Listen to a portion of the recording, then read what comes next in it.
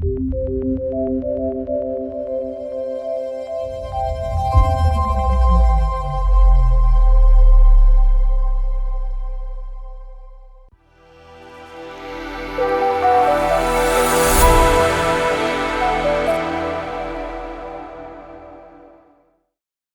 you so much, everyone, for joining this webinar. So it's a pleasure to have you all here today present. And this webinar is brought to you by the Agile Thinkers. And Agile Thinkers, we are a Portuguese-based company, and we have we provide services in 3 great divisions, and which is education through Agile academies, consultancy services, and events. In case you don't know us yet, I invite you to visit our website, agilethinkers.com, and get to know us better and get to know better all our services. So our human specialists for today and our guests for this amazing webinar, I would like to welcome Fabiola and Soraia. Fabiola, she's a well-known management consultant that has worked with numerous key players across various industries and countries. Fabiola is an expert in enterprise agility, human resources, and strategy. She's from Switzerland, but she lives most of her time in New York. Welcome, Fabiola. Thank you so much for your presence here today. And our second specialist for the day is Soraia Jamal. And Soraia, she's a former Portuguese Air Force psychologist and an Agile consultant and organizational psychologist at Agile Thinkers. She's an expert also in organizational behavior and high performance teams. Thank you so much both for being here today discussing such an important topic for every one of us. And our topic for today, and finally, we have around 30 people already attending.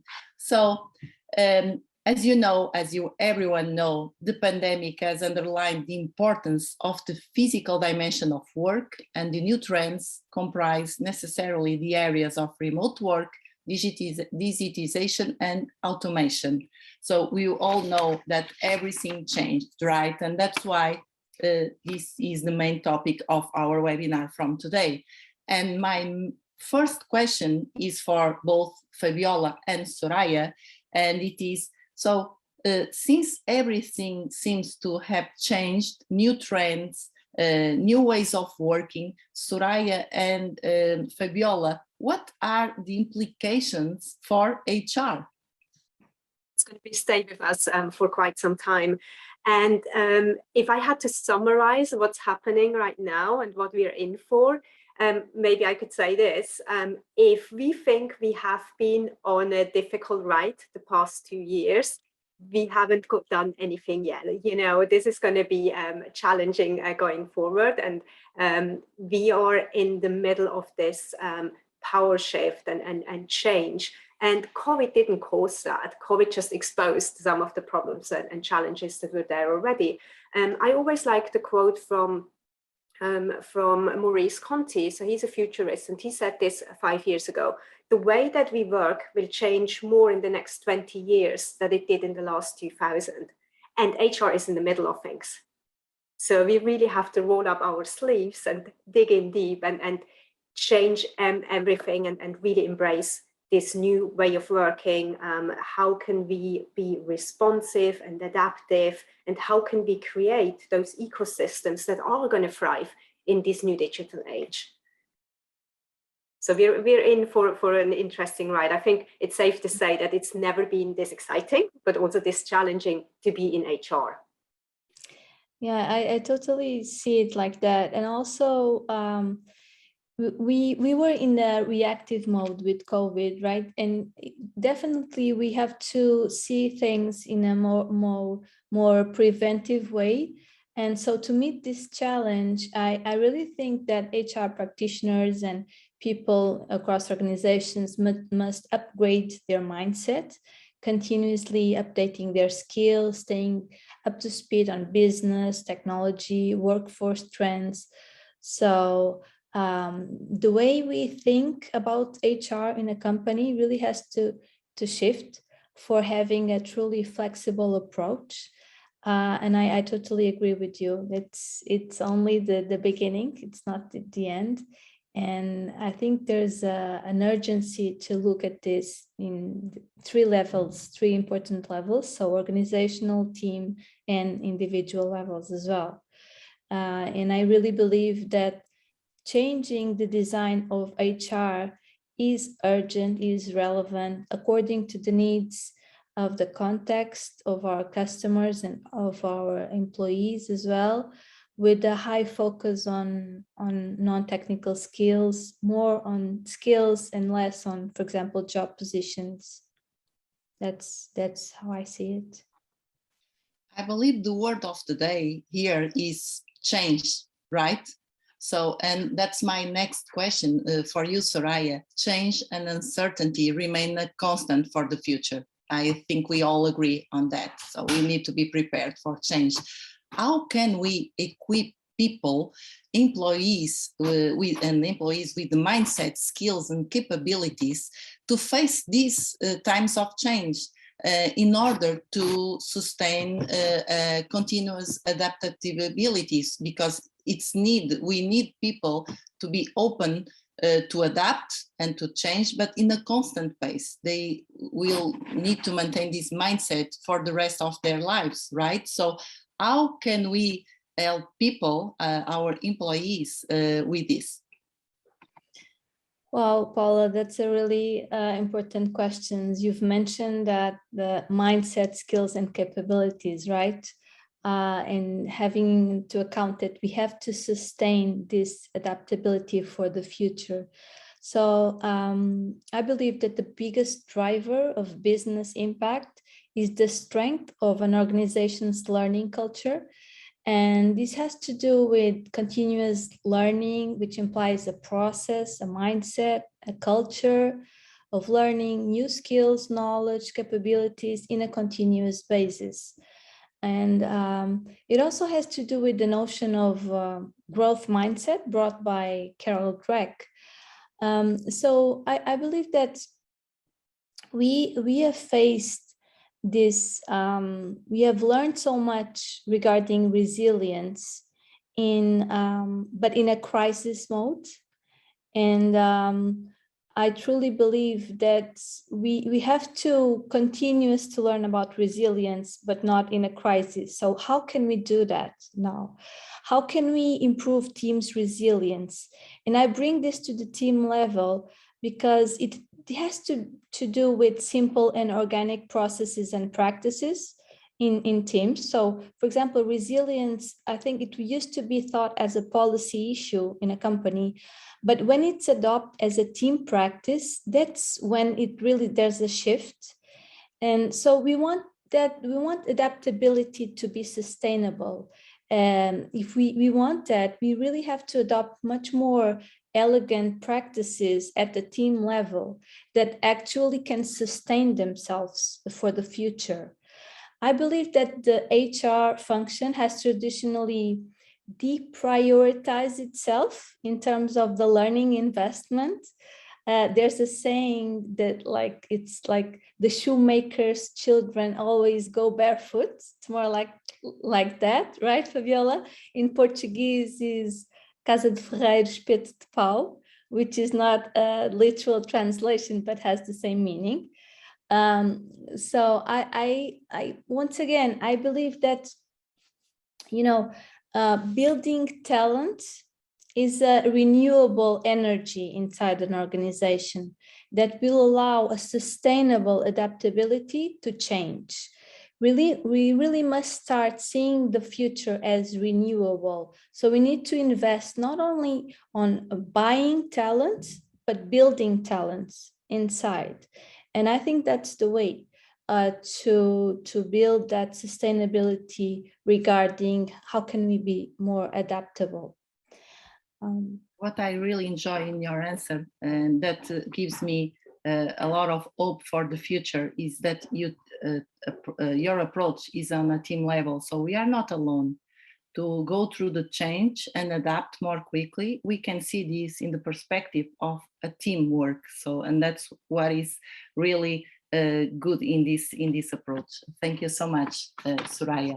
And before I go to the next question, please feel free, all the members in the audience, to ask your own questions in the Q&A section, and we will be happy to answer also your question. Thank you so much.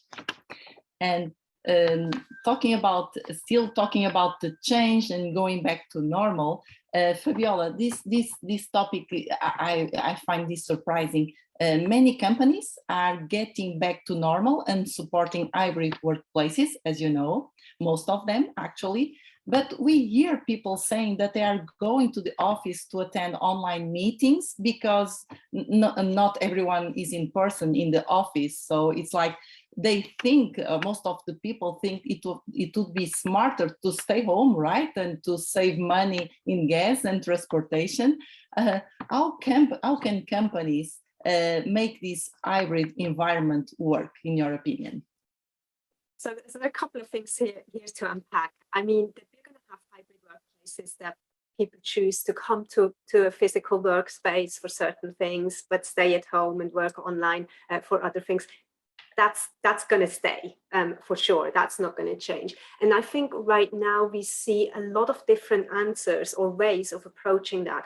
So we have some companies who say, hey, we welcome you back. And we have other companies starting May 1st, you have to be in the office. And if you don't come, well, that's not going to help anyone. So that virtual work is going to stay. And we see that some companies are thinking about what percentage should people be in the office and what percentage should they do at home? But that's not necessarily the right way to approach it, because that's again going back to that thinking of rigid command and control ways of managing work. The question is more, what type of work do our people do? And does this type of work lend itself to virtual work, or is that type of work the kind of work where you have to come together to collaborate? So if it's something like checking invoices, doing your stuff, heads down work, you're probably better off doing that virtually from wherever you feel most comfortable, where you get that environment where you can just really focus. Whereas when it's really highly collaborative, innovative work, there is a lot to be said for actually co-locating, coming together and being able to exchange ideas and start solutioning together. So we should really start thinking about it not from a sense of what percentage should people come to the office, but what type of work do we do and how do we create a work environment where people actually say, I get so much more value out of it if I actually come to the office, to a physical workspace, place where we can ideate and collaborate and do great things together.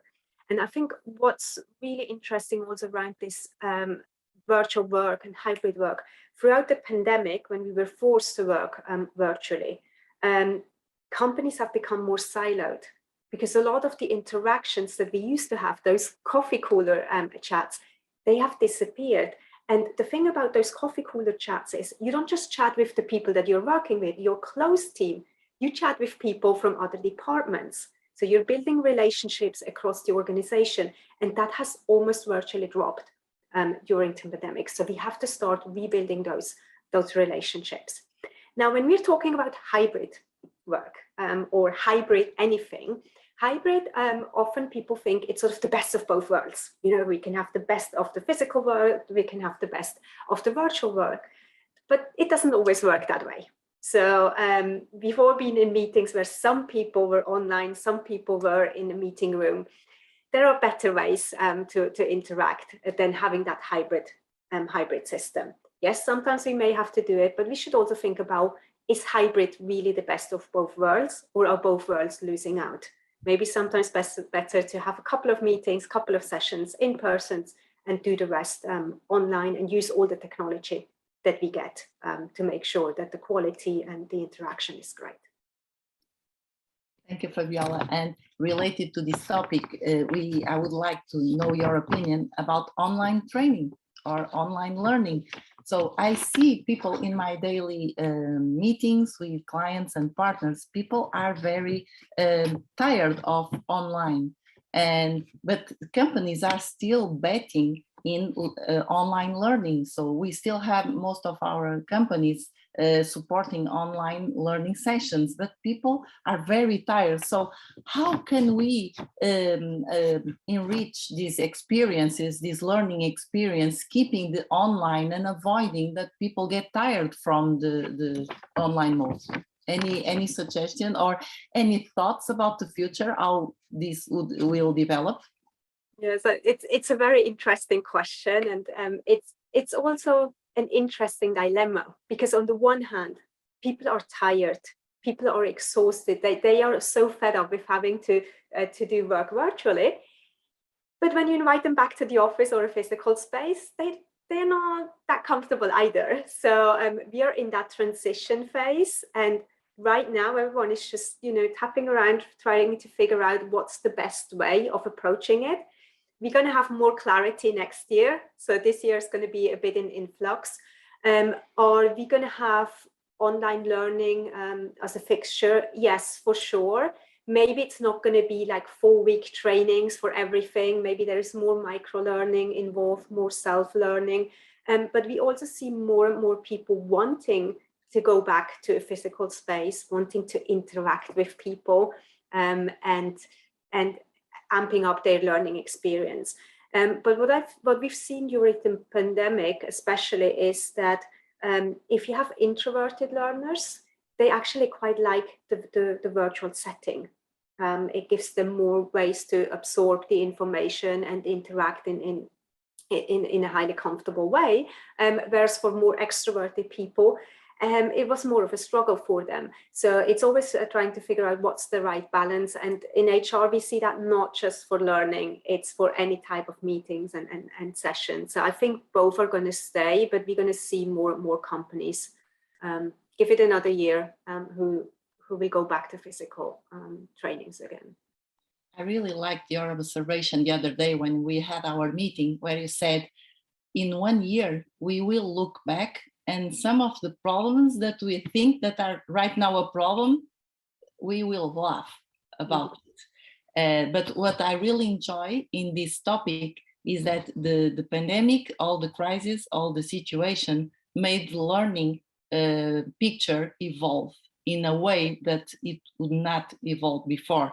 And many new methods and practices are coming to the market right now and improving the way we learn, and that's great. And that improvement, it will be very important for the different profiles that each employee has in their own company, as you said. Totally agree. And it's also fascinating when you look at agile ways of working. Agile does not differentiate between working and learning. Learning is working and working is learning. So it's really embedding learning into the workflow as well. Yes, there is a time and space for classroom learning, for classroom training, but then we have to amp it up, we have to anchor it within the workflow. And just to add on that, Fabiola, it's also a matter of thinking a bit out of the box and to diversify modes of learning.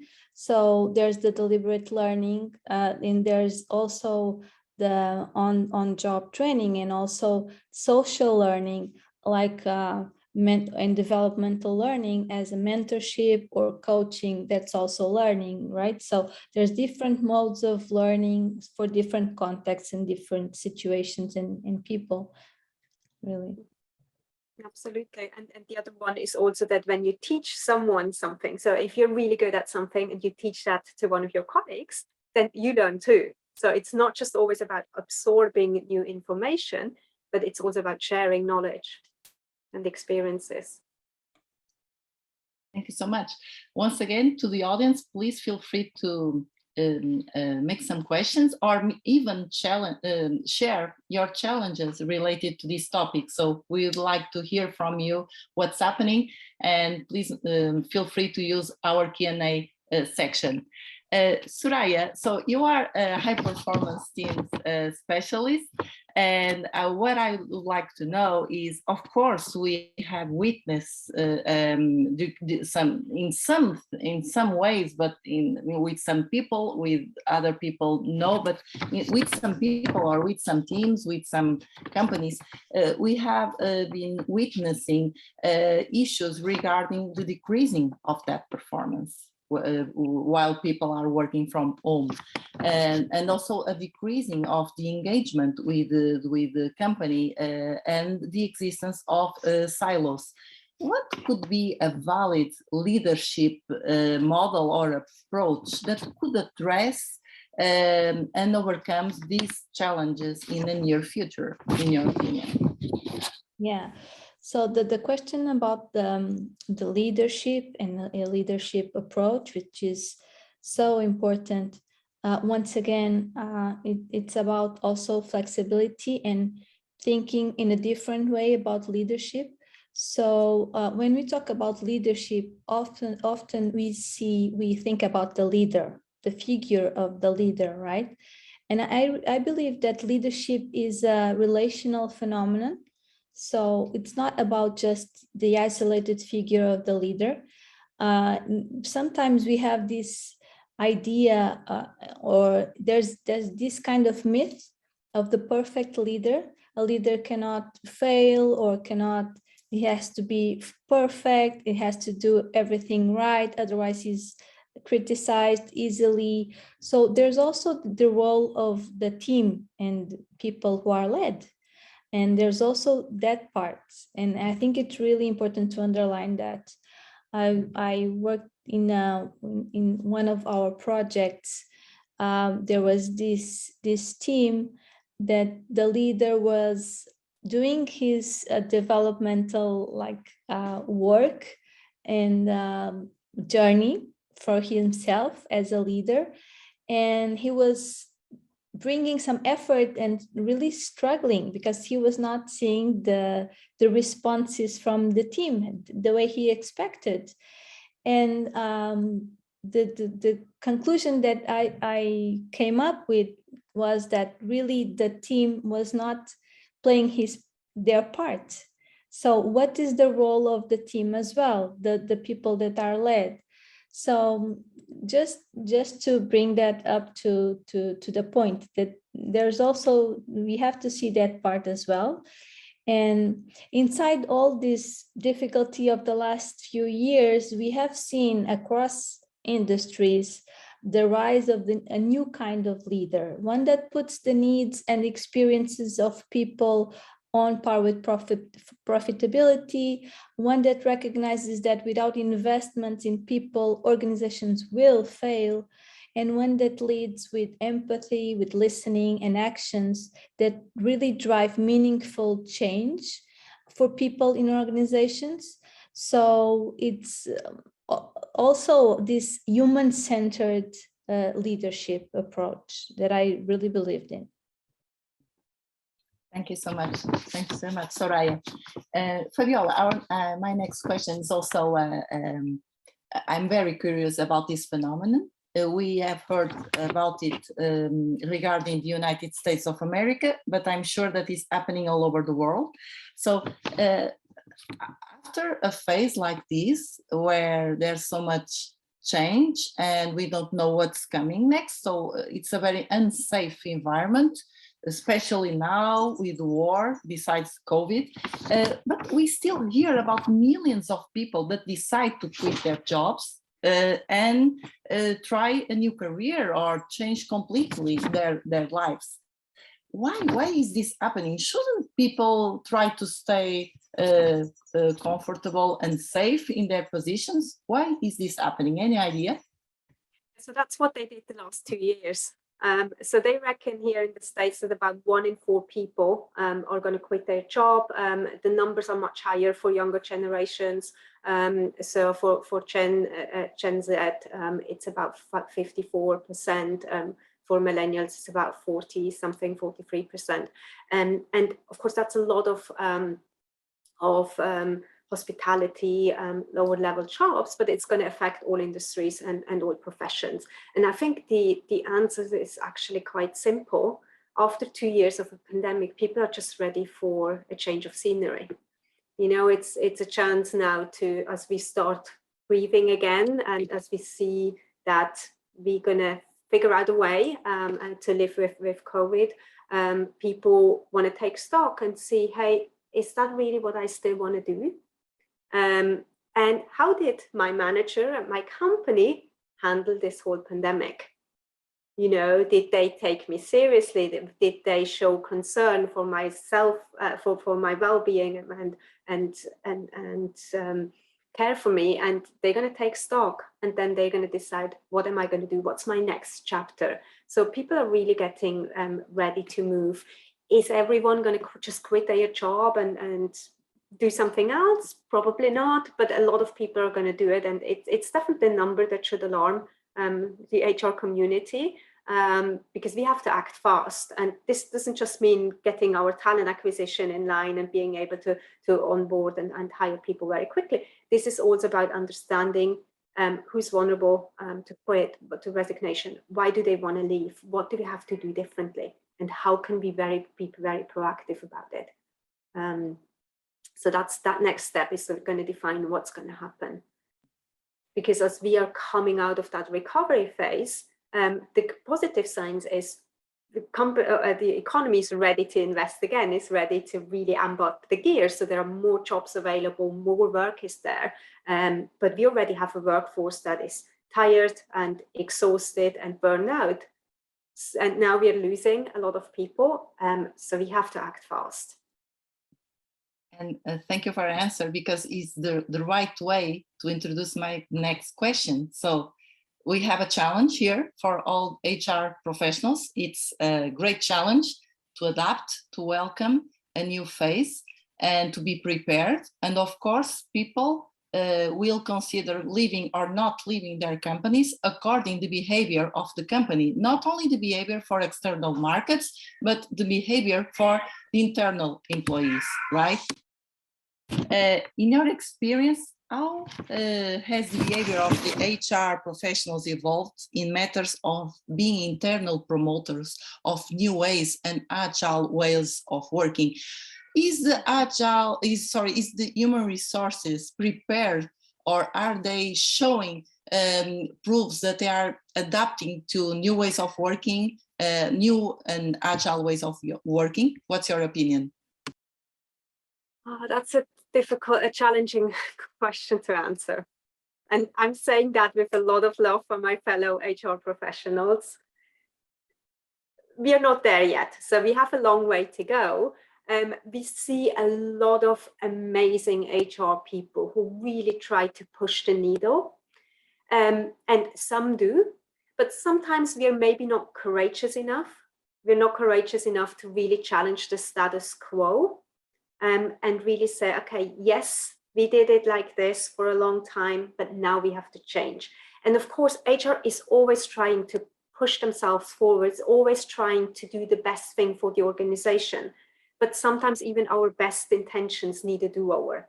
And that's the phase that we're stuck in right now. We're trying to approach new challenges of this new way of working, this way of working that requires us to be highly collaborative, highly innovative, highly responsive, with the rigidness and the structure of the past century. And that just doesn't fly. It doesn't mean that we as HR professionals don't have good intentions or are not trying to do it.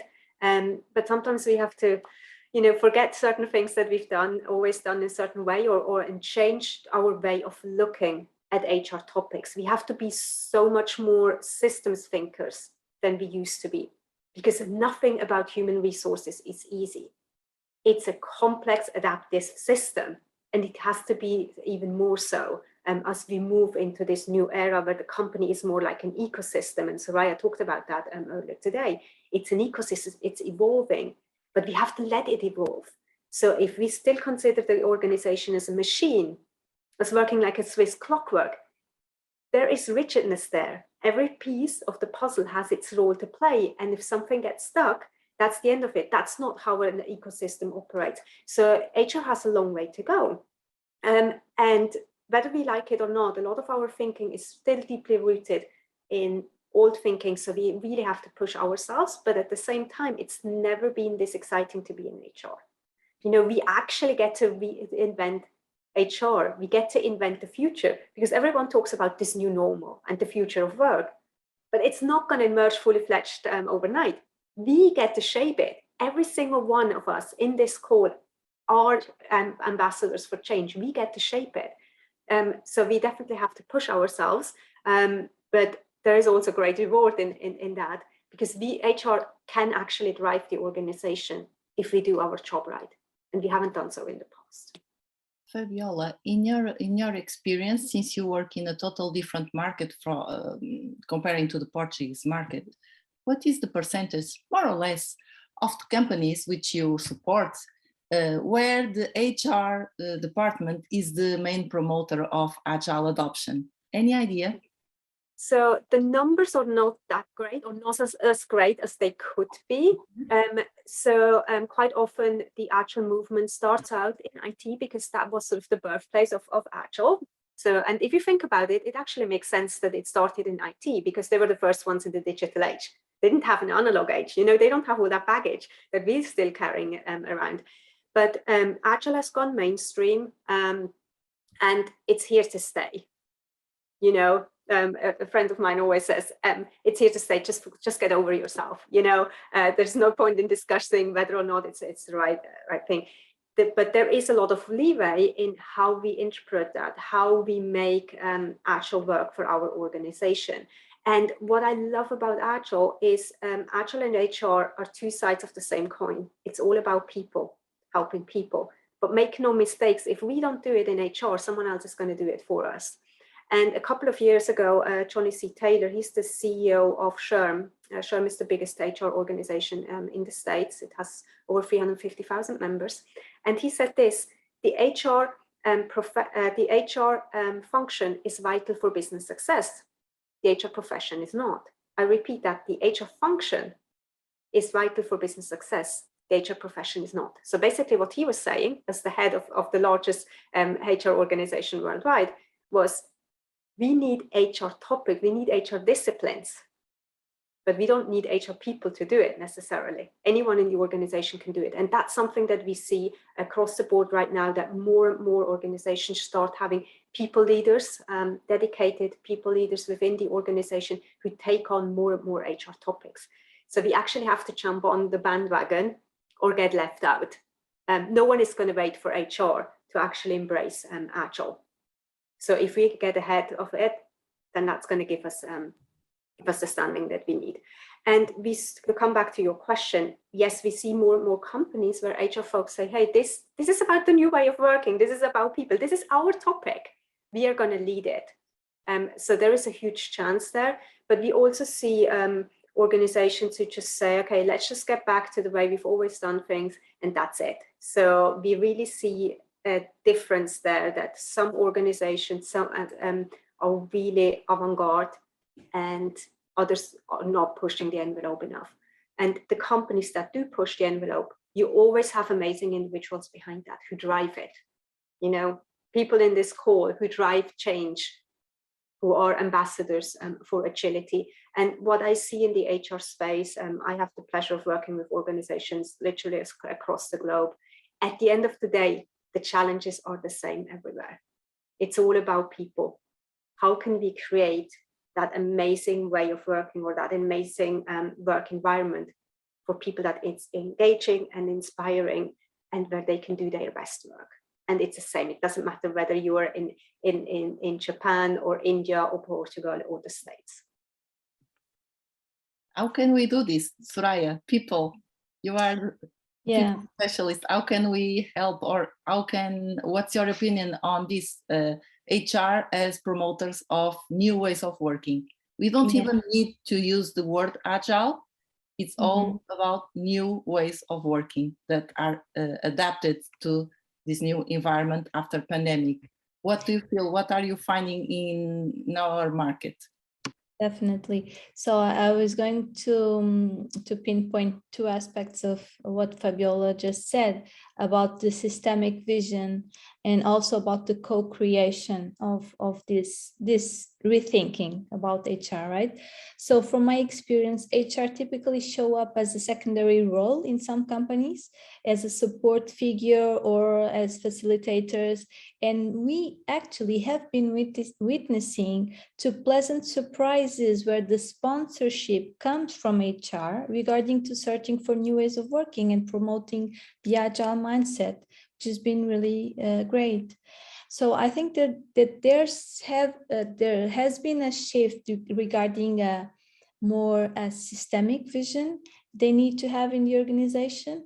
It's like that parable. I don't know if you know the five blind men and the elephant.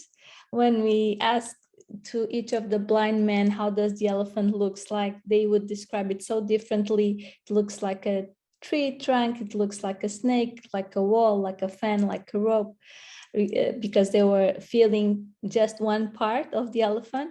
So HR is really bringing this effort to widen their experience, to see the organization like a system instead of just looking by one closed perspective. So ultimately, people and their day-to-day decisions are the foundations of every organization. So HR people have to take the long run view on this. And I totally agree with Fabiola when she says that it's a matter of a co-creation, constructing this vision inside the organization. Thank you so much. And we can read some of the questions of our audience, and it's not funny, not fun, but it's curious because most of the questions are related to the well-being of the employees. So that is a good sign for this topic. So one question is, so I am starting to read it. Many employees will be feeling anxious about the prospect of returning to the workplace. What can we do to sensitively and proactively gauge their feelings and provide support in the immediate term? Our employees also now have a renewed appreciation for personal health and hygiene. How can we ensure that they are confident that their employer is also equally committed with this? I don't know if Fabiola or Soraia, which one of you would like to answer this question? Or I can take it from my perspective. So what we do is really, one is the way we invite people back in. So it's not you have to come to the office, you're welcome to come to the office. And then we make sure that we have all the measures in place with social distancing and so on and so forth. And we also make sure that we plan out what teams are going to be around, who's using the collaboration space, the innovation hubs, and so on and so forth. So we map that out, but we leave a lot of it to the teams as well. You want to empower the teams to make a team decision. How are they going to play it out? What do they as a team feel comfortable? Do they want to, is everyone going to wear a mask when they're in their bubble, in their working room? What are they going to do? So we leave a lot of that also up to the teams, but we have certain rules and regulations. So that's what most of our clients do, to make sure that they have measures in place, but also leave a lot of it up to the team so that they try to balance that. But it's also up to the individual to decide, do they feel comfortable coming in, or do they prefer to still work from home? And I think that's sort of the transition phase that is going to happen. Again, the world is going to look different in a year from now. So we'll have that figured out. Thank you, Fabiola. The same person asks a question that is also related to more physical things, such as, so how should we schedule and manage social distancing in the work environment, such car parks, corridors, bathrooms, reception areas? Do we still need to care about these topics, Fabiola, in your opinion? Is this still a present concern? Yes, we should certainly care about it. we also have to create a space that actually works, because if you feel like you're walking around masked up and you can't stand enough near to someone else to actually talk to each other, then it may be better if you wait another 6 months before you invite people back to the office. So it's really trying to figure out what's the right balance there. So at least here in the US, for most of our clients, a lot of the restrictions have been scaled back. So they still make sure that they don't do like an event with thousands of people, things like that. And even if they do, they really spread out. They do the testing and so on. But yeah, a lot of the restrictions have been scaled back, at least here. Okay, thank you so much. Maybe this next question for you, Soraia. So as we prepare to enter a new era of work, what will actually change? So this is a really broad question, because there are so many things that will in fact change. What is not changing? But the way we interact with people is changing. The way we address the issues regarding the teams are changing. And I really believe the focus also is on the employee experience. So that is changing a lot. So in practical terms, we have to address how will it be the employee experience. The employee experience landscape has gone to a major shift. So we have to think about our customer base the same way that we think about our employee base. So it's really about listening, showing empathy and empowering people, and having also this approach of participative voice.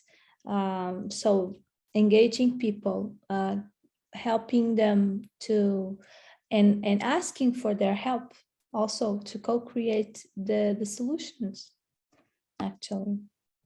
Soraia, let me, oh, sorry, Fabiola? I just wanted to add something to that. So what is changing? On the one hand, yes, everything is going to change, but one of the things that is really going to change is the need for more collaboration and innovation.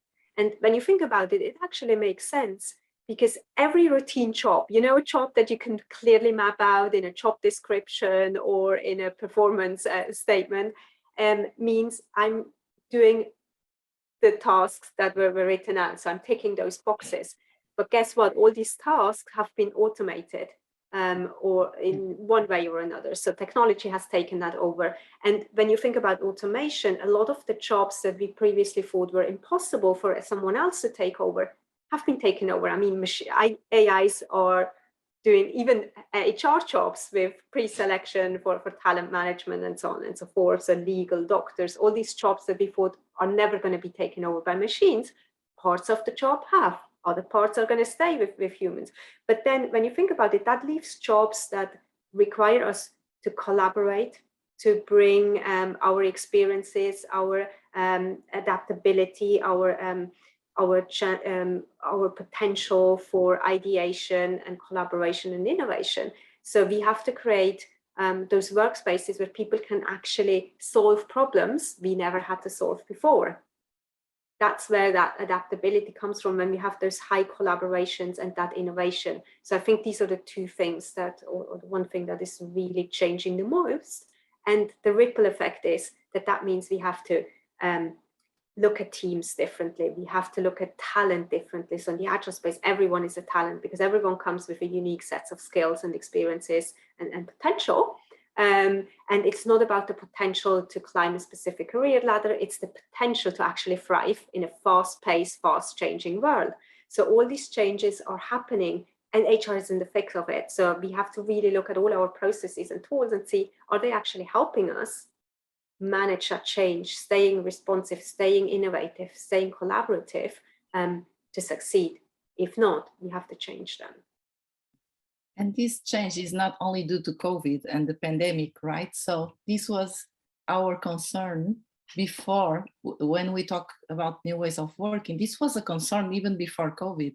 Companies realized that to stay competitive, they have to change the way they work because they need to deliver value much more quicker than they had to do that 20 years ago. So many things, the decision making has to be much different. The teams have to perform in a much high level. So what COVID and the pandemic brought is a more urgent, even more urgent need to change. But this is definitely a need for every company worldwide. Thank you so much. A lot has to change. So we have time for one final question from Katarina. And Katarina, she asks, if the approach is individual choice of each employee, how do we manage diversity? How do we guarantee conditions to work as a team if no rule exists? Soraia or Fabiola? I can give my thoughts on this one. It's of course it's hard, and I'm seeing Katarina's last comment, and I do believe in individual choices, but it's a big challenge to organizations to manage it. So of course we can see diversity as enriching, and I do see it like that, but it doesn't mean that we have to address and satisfy every individual choice or needs. It's also a matter of collaboration, like Fabiola was saying. It's a matter of finding consensus. It's a matter of building solutions together as a team. And that's the way I see it. And it's, of course, it's challenging to find some solutions that can go and meet the expectations of every individual, and that may not be realistic, but you can at least address that and see how can you collaborate on this particular topic or on that one. And so I think that's sort of one of the misperceptions that we see quite often, that when you say you empower people or you leave certain decisions up to the teams, that there are no rule and it's just anarchy. It's quite the opposite. Yes, you still have maybe certain guidelines, but within those guidelines, people can actually flex their muscles. And it's the team that decides, and they've committed to certain delivery objectives, to certain goals, and they ask themselves, what do we need to do in order to fulfill our commitment, in order to reach our goals? So it's not that they say, okay, everyone just goes off and does whatever they want to. No, they talk about how do we best reach that goal, as Soraia was saying. How do we collaborate? How do we ideate? How do we co-create solutions? What does it need? What kind of environment do we need in order to make that happen? And what we see around diversity, as Soraia was saying, this is about diversity of thought. How do we include people with different mindsets, different experiences, different skills, and have them collaborate? Because we know that then you're going to get much better solutions when you have different perspectives than if you just have little clones there, everyone thinking the same thing, everyone coming from the same universities with the same experiences.